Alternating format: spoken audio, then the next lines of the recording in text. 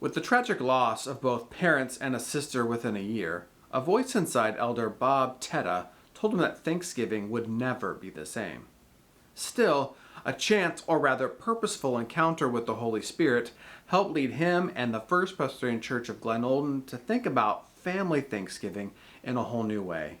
With this nudge to expand the circle of who is family, they began reaching out to their community, inviting whoever was in need of fellowship and a good meal on Thanksgiving to attend. As this event expanded beyond their own dreams, from 40 meals the first year to over 2,000 before the pandemic, they were often confronted face to face with the fear of not having enough to meet the needs of this dinner. Yet, the Holy Spirit was there, directing them time and time again to Jesus' parable of the loaves and fishes, where they were reminded that if they trusted God enough to start this ministry, they could trust God to provide throughout it.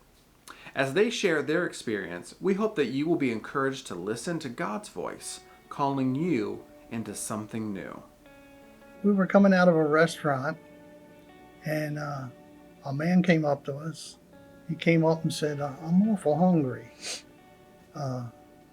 Do you have anything you can help me out? And my wife gave him, I think she gave him a $20 bill. And he walked away, and he walked pretty far away. And all of a sudden he turns around and starts coming back. Walked right back up to us, looked me dead in the eye, and said, I hope you don't think I'm going to be using this money for alcohol, because I really am hungry. And there's a lot of hungry people out here, and somebody should do something. And it was like the Holy Spirit speaking to me. Just hit me. It came over me all of a sudden. And I looked at Norma and said, what's the matter? You look kind of like you're kind of pale. What's the matter? I said, I just felt like God spoke to me. I think I know what we're doing on Thanksgiving. She said, what? I said, we're going home and we're going to ask the pastor if we can open the kitchen up and feed shut-ins on Thanksgiving.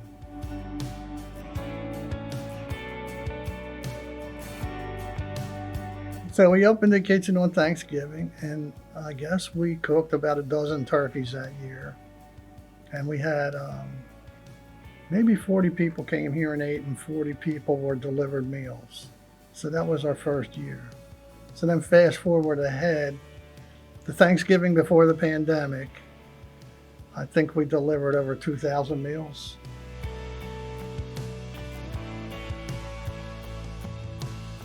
We had to revise what we were doing. We wanted to continue it, but we just had to revise it. We do it 3 ways now.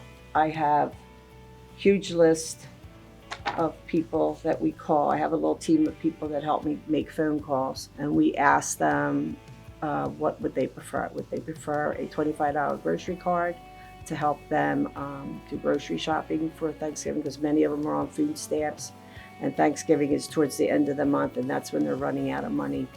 The other way is we deliver on the Saturday before Thanksgiving.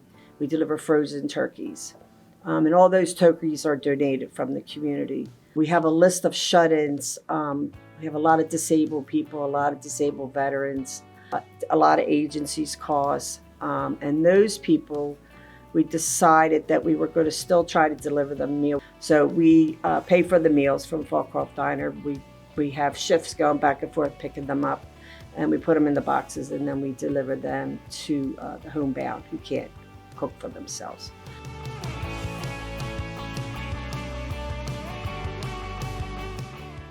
We never went on a drive for money. It always got here. But just every year, money would come and say, use this for Thanksgiving. And it became quite an event. We had so many people that had come in for the dinner, and we had a lot of meals going out that at one point we thought we actually ran out of turkey. Like, people would bring turkey at bring their turkeys in at different times. So we kind of lost track.